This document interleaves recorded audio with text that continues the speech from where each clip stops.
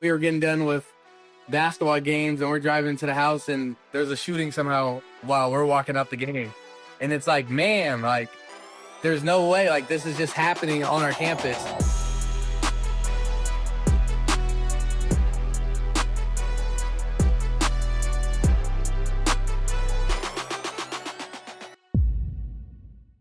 Spencer Rattler was, he was my mentor growing up. We came through the same feeder program and, I wanted to follow him going to Pinnacle and things like that. So, I always thought there was, and then even JD Johnson was there. He went to Michigan. So just to follow up behind those guys, I was like, man, I feel like, just learning from good guys, being mentored, follow their footsteps, go to the same school, things that work out for me. And then that didn't happen my first 2 years. So I ended up transferring to Saguaro, which was more of an offense I would, fulfill my play style. I feel like I'm a true dual threat. So got into the RPO and running and, QB runs, doing all that. And then I would say my junior year, I threw in front of like 30, 40 schools for like a week. I had a week of like 7 schools coming out Monday, 10 schools coming out Tuesday, 5 schools coming out Wednesday. And I was just throwing every day. And just none of them would pull the trigger. It was always like, let's see his senior year if he can do something different, or just he was too short. Our head coach won't pick up quarterbacks that's under 6 foot, 6'1", things like that. So I think that's kind of where that happened. And then New Mexico was like, man, we want a playmaker. We want somebody that's gonna play their ball. They love my game, and that's how that kind of all shake out. It all ends up working out at the end of the day. What'd you learn from Spencer? I think it had to be interesting to be, you got the example of someone growing up behind that was the 5-star that did have all the expectations. You got to watch him make starts in the NFL last year, which I'm sure was really inspiring for you. But like, what'd you learn from watching a guy of that level? Yeah, I think the biggest thing, honestly, like, man, I talked about it with him this summer. We worked out with the same speed trainer and same quarterback trainer still. But yeah, just growing up, seeing him as a young person. He had that hype early. I think like his 7th grade year, everyone was already talking about him, and he was such a humble guy and things like that. And there was a point where even we talked about it. He felt like he lost himself a little bit. He got overly cocky, is what people try to say, but it was just his confidence was high.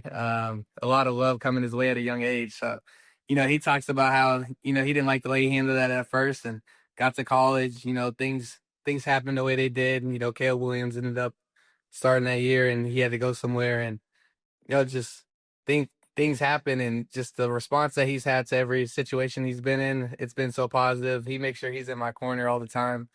Like, man, he's going through hard. Now I know what it's like to be a college quarterback. He's going through all this, and every time I called him, he picked up and made sure I was good. So just to learn from somebody, that humble, that genuine, just kind of paved the way. So he's a really great guy. For sure. For sure. Because it sounds like he's made a really big impact on you. Do you ever make fun of him for his appearance on QB1? Because he got a lot of heat for that. I watched it. He got a lot of heat for that high school football show he was on. Yeah, I would say I talked more to JD about that. JD was when I was a freshman, JD was my senior quarterback. So, we talked about it like, well, those are the clips they chose to take out of those times. But yeah, it was funny. And then your journey, you get to New Mexico. Is the rumor true that New Mexico is an absolutely just crazy place? Like, I've never actually been, but I've heard New Mexico is insane. The people there are great. I will say that the supporters, the fans I had were amazing. I would never regret the people I met. There was a lot of incidents though. Like, man, we were getting done with basketball games and we're driving to the house and there's a shooting somehow while we're walking up the game. And it's like, man, like, there's no way, like, this is just happening on our campus. And it was so regular. There were so many police just stop by, gunshots happen. We're getting alerts on our phones, like the schooling, there was gunshots in this area, be careful. But it was like just how often that stuff happened over there was like insane to me. Yeah, Diego said it was like a real life Grand Theft Auto in Albuquerque. That's probably your description sounds like that's accurate. Yeah, what me and Coach Beck, we were talking about it when we first got out there. He was like, they filmed Breaking Bad here. And I was like, oh, really? He was like, yeah, they probably just picked up anybody off the street, and that's how they got their actors. The normal people in Albuquerque just look like what's in Breaking Bad. It's hilarious. Before we dive into Utah a little bit, you were a total beast at the University of New Mexico. I think that's just worth pointing out. I found out in prep today, I barely bring up stats. This is crazy. I think you know this. You're one of 5 college quarterbacks to have a season with 2,500 passing yards, 1,000 rushing yards. That's Lamar Jackson, Kyler Murray, Jalen Hurts, and Jayden Daniels, and you. Like that's good company, I think. Yeah, it's solid. It's solid. I did realize all of them had about 3,000 passing yards though. So now I got to make it 3,000, 1,000. That's the goal. That's the goal. You would have done it last year in terms of the rushing yards if you weren't injured. Like it I sounds like you were know. playing hurt. I know. I missed the game, and then man, we happened to blow out a lot of teams, so I didn't even get to play after the third quarter, like and for 4 or 5 of our games. You had that, and then there were a few games. Tell me if I'm wrong. I just try to be an observant person. There were a few games the Jets were not on necessarily full. You were running at about Oh yeah, 85 to 80%, not 100%. Because I know what your speed looks 80 like. is a strong number. I might have been at 60. What was the recruiting process like, and how'd you get to picking Whittingham and Utah when you did? Because I have to imagine there was a lot of demand for your services that offseason. Yeah, I think going into that decision, there was obviously a lot of help with me and Coach Beck coming together from New Mexico for me to come with my OC to Utah. That was big of them to want both of us. But man, talking to Scally, honestly, Scally was big on he was like my host basically, just because there was no offensive coaches. So Scally became my host of my visit, being out here and just being with him and Shaw like all day, just learning them. Scally had a lot of love for my game because Witt goes to Scally. That's his right hand man, and he was just like, "What do you think of this quarterback?" And Scally looked into it, and he was like, "Man, I'd hate to play against him, so let's get him on our team." So just that belief, I was like, man, the fact that I'm coming with my OC and the DC and my head coach, they all believe in me coming here. It made it pretty well. Do you think it was Scally's time to become a head coach as you guys are heading into this year now? And he prepares for his first season as the lead guy. Yeah, I think Scally's been, waiting to be a head coach for sure. I think Wynn had some of that even with him growing up, just being under great head coaches for so long. Eventually, you're ready for your time. And, we all knew that I was getting closer for Witt to get closer to retirement and stuff like that. So I think Scally was just itching for, when does that time come? I'm ready. I feel like I've learned enough from you, Witt. I'm ready to, start my legacy. So I think every day he's telling us, he's showing us by example, that he wants to be in the position he's in. It's a great thing sometimes when a person can grow up in a program and then take over as the head coach when it's their time, because you get the combination of somebody who understands the building and understands what it means to be a Utah Ute, but you also get the value of new, younger, fresher energy.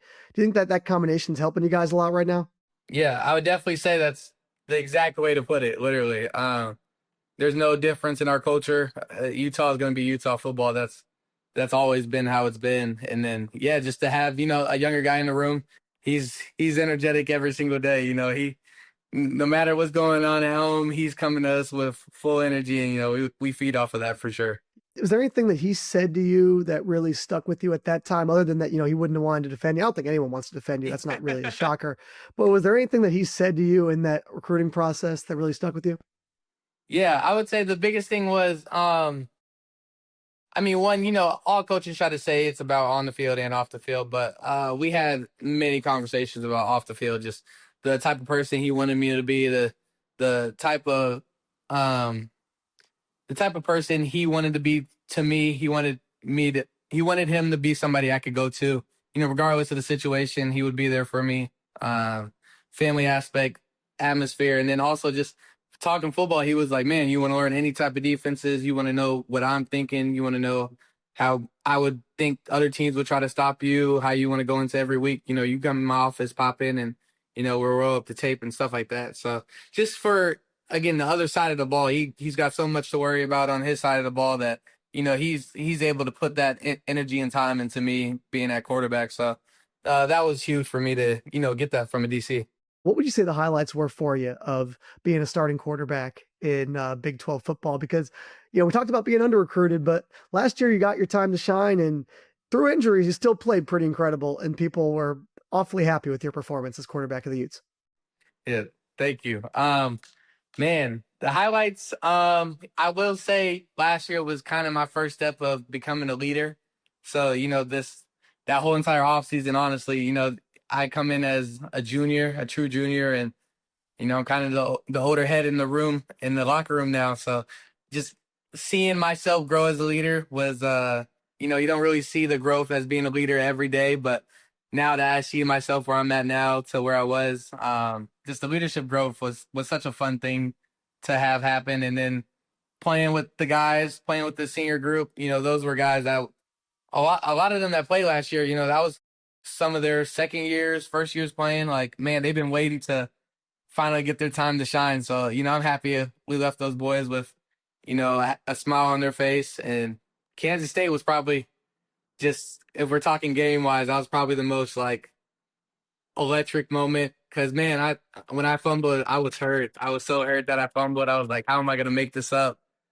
And then, you see our fans starting to leave, and it hurts. It hurts. And I was just like, man. And we found our way to get back in there, and everyone's like, that's the loudest the crowd's ever got. And so many people left. So I was like, all right, now they know not to leave. So this year it should be the loudest the stadium ever gets. I think that there's a lot of good football being played out in the Big 12 now. That's for sure. I definitely think the level is starting to become similar where, the playoffs is more entertaining. Just you really don't know who's going to win those first weeks of games. And then for all the talk about SEC dominance, man, did Indiana go and make light work? History.